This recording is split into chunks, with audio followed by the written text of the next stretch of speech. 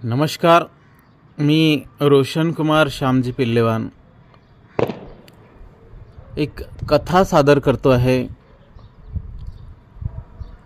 टाकीचे घाव ही कथा भूमिका दिवाळी अंक 2024 मध्ये आणि पुण्यनगरी दिवाळी अंक 2024 मध्ये प्रकाशित झालेली आहे। या कथेचं शीर्षक आहे टाकीचे घाव। लेखक मी स्वतः रोशन कुमार श्यामजी पिल्लेवान। तर कथा अशी आहे, आपण माझा सत्कार केला, मोठ्या लोकांमध्ये माझा सन्मान केला, लय बेस वाटलं। मी कमी शिकलेली बाई तुमच्या समोर का बोलणार आहो? मला मोठ्या साहेबांसारखं नाही बोलता येत, पण आपण मेहनत केली, जिद्दीनं कोणत्याही कामाला भिल्लं तर नक्की यश आल्या बिगर राहत नाही। सुरुवातीला लई अडचणी येतात, लोक काय बाय बोलतात, पण आपण तिकडे लक्ष नव्हे देवाचा। आपला काम भला आणि आपण भलं, बस। आपण वाईट काम करत नाही आहो ना, मग काहले भिवाचा? सतत काम करत राहायचा। शेतात राबला नाही तर चांगला पीक येईल का? नीट अभ्यास नाही केला तर पास तरी होईल का? साहेब बनाचं तर दूरच। मेहनत नाही केला तर पदरात काहीच पडत नाही। म्हणून तुम्ही मेहनत करा। मेहनतीले पर्याय नाही। टाकीचे घाव सहन केल्या बिगर दगडाले देव पण येत नाही बाप हो, दगडाले देव पण येत नाही। असे एक ना अनेक सत्कार तुमच्याही वाट्याला येत राहतील, पण फक्त सत्कार होईल म्हणून काम करू नका। स्वतःची, कुटुंबाची, समाजाची प्रगती होण्यासाठी काम करा। एवढे बोलून मी माझे 2 शब्द बंद करतो। आपण मला ऐकून घेतलं, माझा सन्मान केला, माझा सत्कार केला, त्यासाठी मी आपले आभार मानतो। जय हिंद, जय भारत। संगीता आज भरभरून बोलत होती, एखाद्या तत्वज्ञानी माणसासारखी। जीवनातील यशाचं गमक शब्दात पेरत होती। तिचं भाषण संपल्यानंतर संपूर्ण सभामंडप टाळ्यांच्या प्रचंड कडकडाटाने दणाणून गेलं होतं। कार्यक्रमाची सांगता झाल्यावर खास फोटो सेशन झालं। कित्येकांनी तिच्या बरोबर सेल्फीज घेतल्या। संगीता आज सेलिब्रिटीपेक्षा कमी नव्हती, ती आज सेलिब्रिटी होती। तरी तिचे पाय जमिनीवर असल्याचे दिसून येत होते। तिच्या वागण्या बोलण्यातून ऐदीपणा जाणवत नव्हता। तिने शून्यातून विश्व निर्माण केलं होतं। जिल्हा बचत गटाच्या कार्यक्रमात मंत्री महोदय, स्थानिक आमदार, खासदार, जिल्हाधिकारी, शिहो साहेबांच्या उपस्थितीत तिला लघु उद्योजिकेचा पुरस्कार प्राप्त झाला होता। तिला साऱ्यांनी गौरवांकित केलं होतं। तिच्या कार्याचा यथोचित सन्मान करण्यात आला होता, त्यामुळे तिचं ऊर समाधानाने भरून आलं होतं। तिचा हा प्रवास वाटते तितका सोपा नव्हता। अत्यंत खडतर मार्गातून तिने स्वतःची काटेरी वाट सुगंधी फुलांनी सजवली होती। वैरान आयुष्याचं नंदनवन फुलवलं होतं। आज हे सुख तिच्या पायात लोळण घालते आहे ना, ते मिळवण्यासाठी तिला रात्रीचा दिवस करावा लागला होता। जिद्द, चिकाटी, प्रचंड इच्छाशक्ती आणि मेहनतीच्या बळावर ती आज स्वतःच्या 4 चाकी गाडीतून फिरत होती। सभा संमेलनांना संबोधित करत होती। तिने स्वतःची विपुल मसाला कंपनी निर्माण केली होती। अनेक स्त्रियांना रोजगार उभा करून दिला होता। स्वतःच्या मुलाला तिने उच्च शिक्षण दिलं होतं। हे खरं असलं तरी कालपर्यंत ती एक सामान्य स्त्री होती, संगीता सुरेश कांबळे। खरबी सारख्या एका छोट्याशा खेडेगावात राहणारी, मोलमजुरी करणारी सर्वसामान्य गृहिणी होती ती। नवऱ्याच्या रोजच्या त्रासाला कंटाळून संगीताने आत्महत्येचा पर्याय निवडला होता. तिला जगावंसं वाटत नव्हतं. सतारीची तार तुटावी आणि ती अबोल व्हावी, तशी तिच्या मनाची गंभीर अवस्था निर्माण झाली होती. रोजच्या त्रासाला कंटाळून संगीताने आत्महत्येचा पर्याय निवडला होता. तिला जगावेसे वाटत नव्हते. सतारीची तार तुटावी, ती अबोल व्हावी, अशी तिच्या मनाची गंभीर अवस्था झाली होती. तिच्या आयुष्यातील संगीत संपल्यात जमा झाले होते. ती कमालीची अस्वस्थ झाली होती. निराशा पावली तिला जणू भेटायला अधीर झाली होती.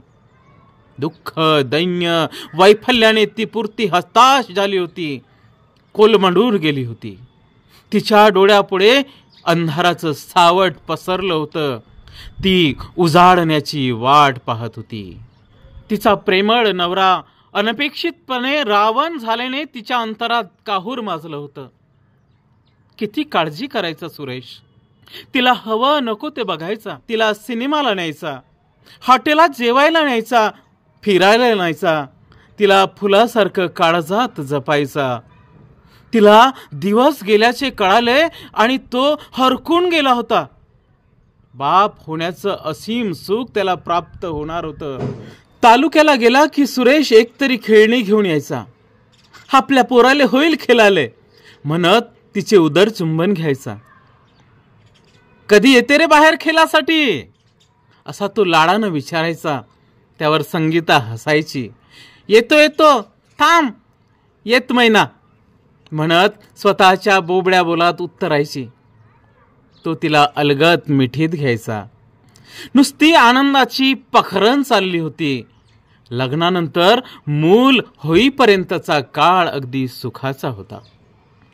विपुलच्या जन्माच्या वेळी सुरेशला 50,000चे कर्ज काढावे लागले होते. डिलिव्हरी अत्यंत गुंतागुंतीची असल्याचे डॉक्टरांनी सांगितले होते. त्यामुळे ऑपरेशन शिवाय पर्याय नव्हता. शिवाय ऑपरेशन करताना संगीताला रक्त सुद्धा द्यावे लागणार होते. सुरेशची परिस्थिती जेमतेम होती. तो संदीप पाटलांकडे सालगडी होता. त्यामुळे त्याच्याकडे असणारी जमापुंजी फक्त 10,000 एवढीच सापडली. बाकीच्या 40,000चं कसं करायचं? कुठून उभी करायची एवढी मोठी रक्कम? तो स्वतःशीच पुटपुटला. सासूरवाडी, नातेवाईक, मित्र साऱ्यांचे उमरे झिजवून झाले. पोरीच्या जीवासाठी सासू सासऱ्यांनी 5,000 रुपये दिले. त्यांची परिस्थिती बिकटच होती. मित्र नातेवाईक यांनी 5,000 रुपये दिले होते. तरीही सुरेशला 30,000 रुपये उभे करायचे होते. आता कसं करायचं? सुरेश समोर यक्ष प्रश्न उभा राहिला होता. त्याला मालकाची आठवण झाली. त्याने थेट मालकाचे पाय धरले. मालक, माझ्या बायकोले वाचवा. तिच्या डिलिव्हरीच्या ऑपरेशनसाठी मला मदत करा मालक. मी तुमची पै न पै फेडीन सरकार, पण मला एवढ्या संकटातून वाचवा. मला एवढ्या संकटातून वाचवा. तो गयावया करायला लागला. आधी जादा रक्कम उचल केली, त्यात एवढी रक्कम द्यायची म्हणजे काही खायचं काम आहे काय? संदीप पाटील दरडावून बोलला. मालक नाही म्हणू नका जी. माझी बायको ऑपरेशन थिएटरात आहे. मरणाच्या जबड्यातून तिची सुटका करा मालक. मी आणि माझी बायको पोरं राबून तुमचे कर्ज खंडवजी मालक, पण एवढ्या संकटातून मला वाचवा. नाही म्हणू नका मालक, नाही म्हणू नका. तुझ्या बायकोचं ठीक आहे रे, पण तुझं येणारं पोरग माझ्या कामात कवा पडायचं? संदीप पाटील उपहासात्मक हसला. मालक मी गहाण राहीन तुमच्याकडं. माझ्या बापाने जसं मला गहाण ठेवलं होतं ना, तसं मी बी माझ्या पोराला गहाण ठेवीन जी. पण एवढं संकट निस्तरा मालक, एवढं संकट निस्तरा. सुरेशनं डोकं भुईला टेकवलं. त्याच्या डोळ्यात आसवांचा वळीव दाटला होता. तो आर्जव करायला लागला होता. साला आपण असेच मरणार. बाप सुद्धा आपल्याला गहाण ठेवून मरून गेला. आपण सुद्धा आपल्या पोटच्या पोराले ज्यानं अजून हे जग सुद्धा पाहिलं नाही, हे दुष्ट जग पाहण्यासाठी आतुर झालाय. तो त्याला आपण गहाण ठेवाची भाषा बोलतो आहे. आपल्या पिढ्याने पिढ्या असेच गहाण पडून सडून काम करून मरतील. साला आपण असेच मरणार. बाप सुद्धा आपल्याला गहाण टाकून मरून गेला. आपण देखील आपल्या पोटच्या गोड्याले ज्यानं अजून हे दुष्ट जग पाहिलं नाही, जो या जगात येवासाठी धडपडत आहे, त्याले आत्ताच गहाण ठेवाच्या गोष्टी करत आहोत. आपल्या पिढ्या असेच गहाण राहून मरून जातील. असेच गहाण राहून मरून जातील. असा विचार त्याच्या संवेदनशील मनाला स्पर्शून गेला. स्वतःच्या थोबाडात हाणून घ्यावं असं वाटलं त्याला. दारिद्र्य माणसाला किती हतबल करून सोडते याची प्रचिती त्याला येत होती. त्याच्या बायकोवर जीवापाळ नितांत प्रेम होते. तिला या प्रसव वेदनातून सही सलामत सोडवावं म्हणून तो जीवाचा आटापिटा करत होता. लोकांचे पाय धरत होता, मनधरणी करत होता. सुरेश मालकासमोर हात जोडून उभा होता. त्याच्या डोळ्यात वैनगंगा दाटून आली होती. पाटील त्याला भीक घालत नव्हता. सुरेशला हुंदका अनावर झाला. तो धाय मोकलून रडत होता. मालक, मी पाया पडतो जी, तुमच्या पायावर नाक घासतो, पण दया करा मालक, दया करा जी. त्याच्या रडण्याचा आवाज ऐकून आशाराणी बाहेर आल्या. त्यांचं काळीच गलबलून उठलं. पैसा येईल आणि जाईल, पण जीव वाचला पाहिजे. बाईच्या वेदना बाईला ठाऊक, द्या त्याला पाहिजे ती मदत. संदीप पाटलाच्या बायकोनं जणू फरमान सोडलं. संदीप पाटील तिच्या शब्दाबाहेर नव्हता. तरीही 30,000 रुपये सुरेशच्या हवाली करताना तो जरा काकू करत होता. आशा राणीने दाखवलेल्या माणूसपणामुळे सुरेशचा प्रश्न मार्गी लागला होता. तिच्या हृदयाला पाझर फुटला नसता तर संगीताच्या बाळणपणाच्या जीवघेण्या वेदनातून मुक्तताच झाली नसती. डॉक्टरांनी पैसे जमा केल्याशिवाय ऑपरेशनला हात लावणार नाही असं ठणकावून सांगितलं होतं. 50,000ची थैली डॉक्टरांच्या हवाली केल्यानंतर संगीताच्या ऑपरेशनची सुरुवात झाली होती. मुलगा झाला. सुरेश आनंदानं मयूर पिसारा फुलवत नाचायला लागला जणू. आशाराणी आणि संदीप पाटील दवाखान्यात भेटायला आले. तेव्हा सुरेशनं लेकराला त्यांच्या पायावर ठेवलं. मालकीन, तुमच्यामुळे मला आजचा सोन्याचा दिवस पाहायला भेटला जी. तुम्ही देवासारखे धावून आल्या. सुरेशला कृतज्ञता व्यक्त करण्यासाठी मिळालेल्या संधीचं सोनं करता आलं. आशाराणी बाळाची दुष्ट काढायला लागली. त्याचे लाळ कौतुक केले. त्याच्या इवल्याशा मुठीत 100ची नोट ठेवली. काळजी घे संगीता असे म्हणत दोघेही निघून गेले. तिला त्या दोघांचे आभार कसे मानावे हे कळेनासे झाले होते. तिने कृतज्ञतापूर्वक हात जोडले. दोघांच्याही डोळ्यात पापण्यांची ओल दाटली होती. बाळंतीण घरी आले. दोघांची तब्येत अगदी ठणठणीत होती. सुरेश कामावर हजर झाला होता. सगळं काही सुरळीत चाललं होतं. घरात पैशाची फक्त चणचण भासू लागली होती. महिन्याचा किराणा, रोजचा खर्च, आरोग्य इत्यादी अनेक बाबींसाठी खर्चाची तरतूद करणे क्रमप्राप्त होते. सुरेश कसा बसा संसाराचा गाळा सुरळीत हाकत होता. विपुल 6 महिन्यांचा होईस्तोवर त्यांना आर्थिक विवंचना सहन करावी लागली होती. विपुलला सांभाळायला आता त्याची आजी म्हणजे संगीताची आई सोबत राहत होती. त्यामुळे संगीता सुद्धा रोजंदारीने शेतात कामाला जात होती. आपण घेतलेले कर्ज लवकरात लवकर फेडता यावे यासाठी ती कमालीची धडपडत होती. मित्र, नातेवाईक, मालक यांच्या कर्ज फेडण्यासाठी सारखा तगादा लागला असायचा. सकाळी एकदा 10-11 वाजता दूध पाजून ती शेतात कामाला जायची. परत दुपारी बाळाला पाजायला परत यायची. परत संध्याकाळपर्यंत शेतात थांबायची. लेकराची आबाळ व्हायची. त्याची होणारी परवड बघून तिच्या डोळ्यात पाणी तरळत असे. पण नाईलाज होता. कष्ट केल्याशिवाय डोक्यावर असलेला कर्जाचा डोंगर पार करता येणार नव्हता याची तिला मनोमन कल्पना होती. सुरेशचा मित्र रंजन आला होता घरी. त्यावेळी संगीताची आई बाहेर शौचाला गेलेली. सुरेश शेतावर गेलेला. संगीता बाळाला पाजत बसली होती. त्याला पाहताच संगीता उठली. त्याला पिण्यासाठी पाणी दिले. तो तिच्याकडे अधाशी नजरेनं पाहत होता. ग्लास हाती देताना त्याने तिच्या हाताला नकोसा स्पर्श केला होता.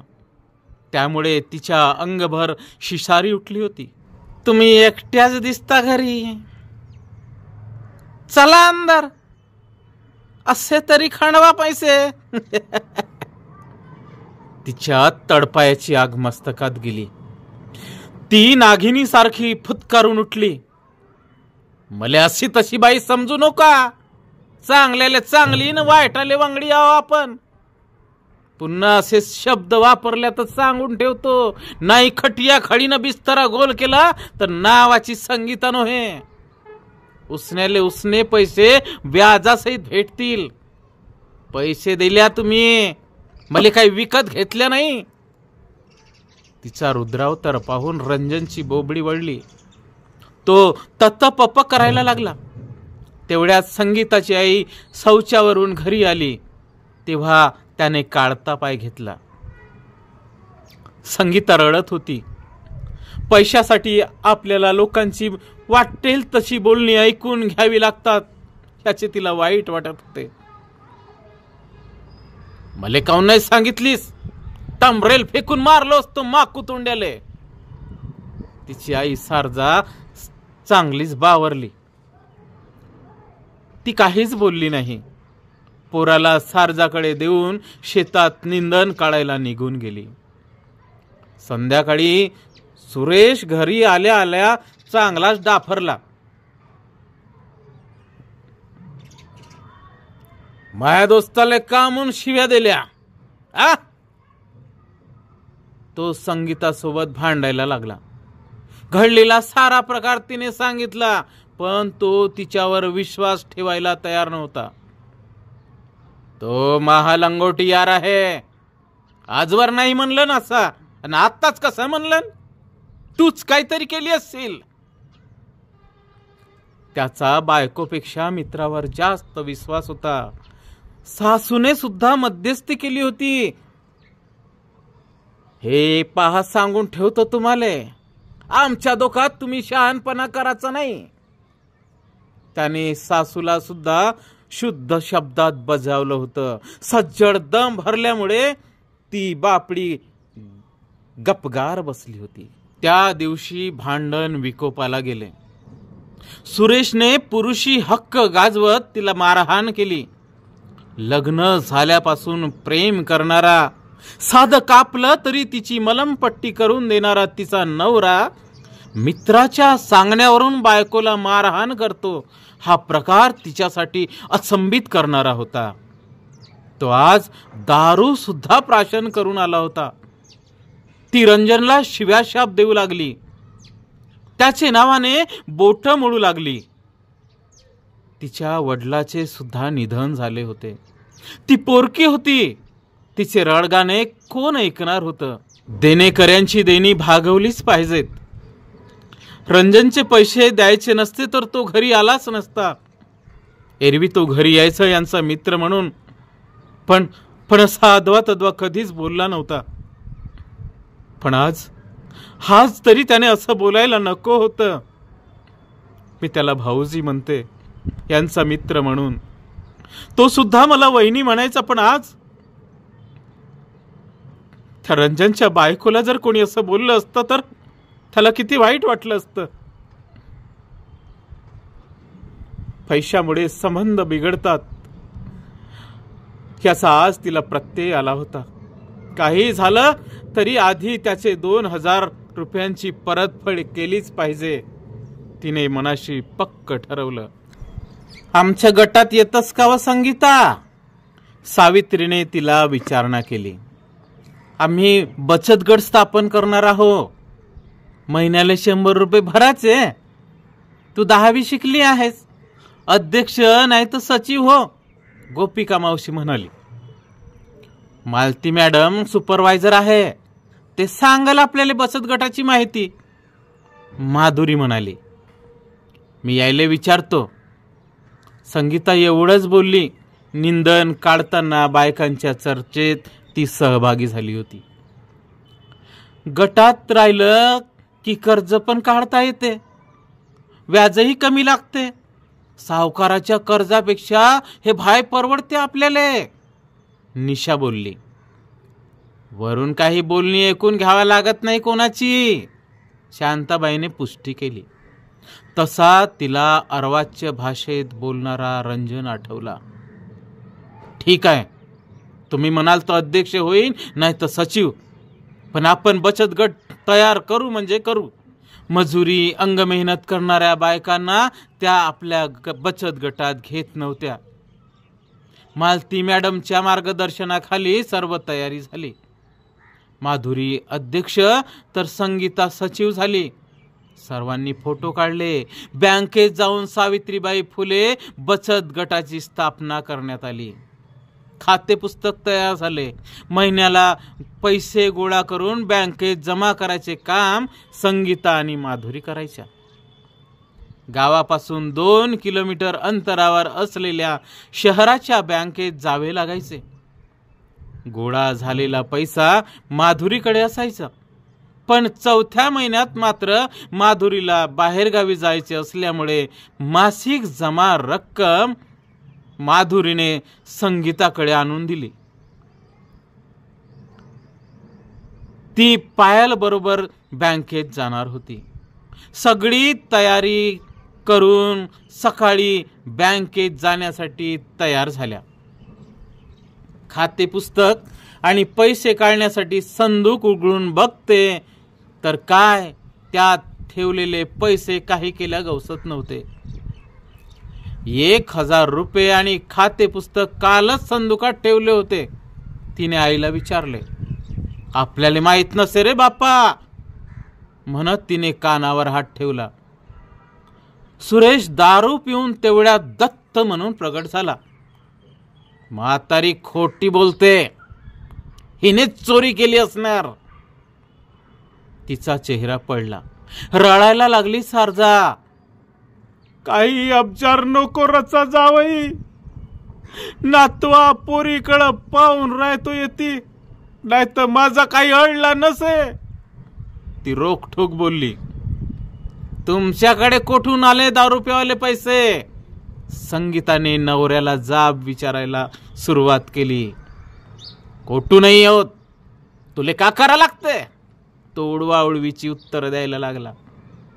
तुझ्या मायले विचार, पोरीच्या घरी चोरी करायला लाज नाही वाटत का तिले? देवा शपथ सांगतो, आयुष्यात चोरी नाही केलो. आता बट्टा लावू नका जी जवाई, आता बट्टा लावू नका. तिने आपलं गाठोडं घेतलं आणि निघायला लागली. विपुल रडायला लागला. संगीता तिला नको जाऊ म्हणून अडवत होती, रडत होती. बचत गटाच्या बायका तिथे गोळा झाल्या. सुरेशचे मालक आणि मालकीन गलका ऐकून तिथे आले होते. संदीप पाटलांनी त्याची चाचपणी केली. त्याच्या खिशात 100च्या 5 नोटा निघाल्या. त्या नोटा बचत गटाच्या बायकांनी ओळखल्या. साला स्वतः चोरटा आणि सासूवर आळ घेतो हरामखोर म्हणत पाटलांनी त्याची कान उघडणी केली. त्याच्या कानाखाली ठेवली चेक. वटणीवर यावा म्हणून तो वरमला. त्याने माफी मागितली. आजपासून दारूले हात नाही लावणार अशी सर्वांसमक्ष शपथ घेतली. संदीप पाटलांनी बचत गटाच्या कामासाठी खिशातून 500 रुपये उसने दिले. आता जर का नीट वागला नाहीस तर याद राख. संदीप पाटलांनी त्याला सज्जड दम भरला. आशाराणी संगीताला धीर देत होती. दोघांचे मनोमन आभार मानत राहिली संगीता. आपल्या नवऱ्याचे वर्तन बघून तिला किळस वाटत होती. स्वतःच्या घरात चोरी, छी. ती मनातल्या मनात संताप व्यक्त करत राहिली. सुरेश असा का वागतो याचा तिला अंदाज येत नव्हता. त्याला दारूचा नाद लागला होता. बचत गटाला 1 वर्ष झाले आणि गृह उद्योगासाठी बँकेने लोन मंजूर केले. त्यात तिने मसाला उद्योग चालू केला. संगीताला त्यात नफा झाला होता. जिल्हा बचत गटाच्या कार्यक्रमात सावित्रीबाई फुले गटाचा सहभाग उत्तम असल्याने त्यांचं अभिनंदन करण्यात आलं होतं. संगीताने आता मसाला उद्योगात स्वतःचे करिअर करायचे ठरवले. त्यातून मिळालेल्या मिळकतीत विपुलच्या जन्माच्या वेळेस संदीप पाटलाकडून घेतलेले कर्ज थोडे थोडे करत ती फेडायला लागली. सुरेश थोडा चांगला वागायचा तर कधी वाईट. संदीपच्या भीतीने तो कामाला जायचा खरा, पण कधी कधी दारू पिऊन उभा धिंगाणा घालायचा. हल्ली तो संशय घेऊ लागला होता. संदीप पाटील मध्यस्थी करायचे म्हणून तो त्यांच्याशी संगीताचे अनैतिक नाते असल्याचे वावळी उठवायला लागला होता. आपण शेतात गेल्यानंतर संदीप आणि संगीता मजे करतात, सासूची सुद्धा त्यांना साथ आहे असे तो गावभर सांगत सुटायचा. आशा राणीलाचे फार दुःख झाले होते. आपल्या शेतात अनेक बायका कामाला येतात, पण आपल्या नवऱ्याने त्यांच्याकडे कधी वाकड्या नजरेने पाहिले नव्हते. ती स्वतः देखील बायकांसोबत शेतात काम करायची.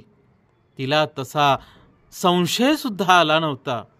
4 वर्षापासून संगीता त्यांच्या शेतात काम करायला आलेली होती.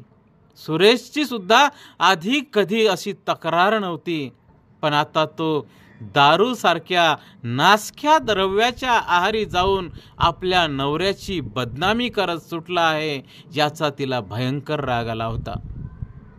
तिने त्याला कामातून कायमची सुटका, त्याची मुक्तता करायचे ठरवलं होतं. तिने त्याला कामावरून काढून टाकलं. उरलेले 5,000 रुपये त्यांच्या अंगावर होते तरी सुद्धा, पण पैशांपेक्षा इज्जत महत्वाची म्हणून तिने हा निर्णय घेतला होता. संगीताने सुरेशला कायमचे सोडायचा निर्णय घेतला. ती आपला मुलगा विपुल आणि आईला सोबत घेऊन माहेरी राहत होती. तिथूनच बचत गटाच्या कामाची आखणी करत होती. संगीताने पूर्णतः मसाला उद्योगावर लक्ष केंद्रित केले होते.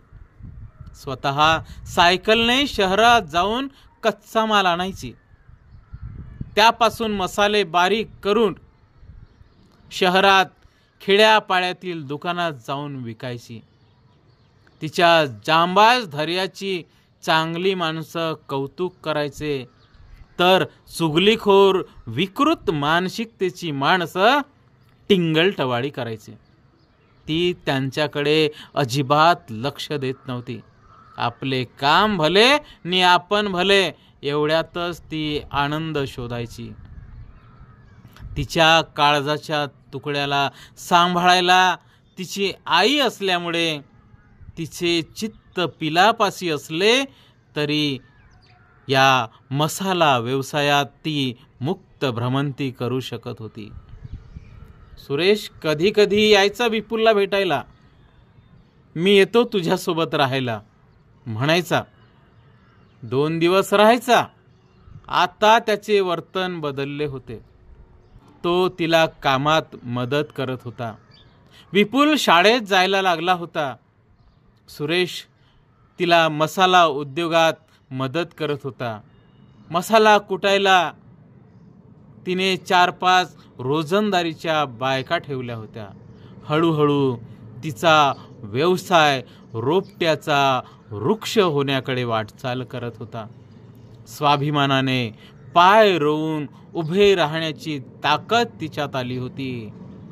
प्रगतीचे शिखर तिला आलिंगन द्यायला आसुसले होते. प्रगतीचे शिखर तिला आलिंगन द्यायला आसुसलेले होते. धन्यवाद.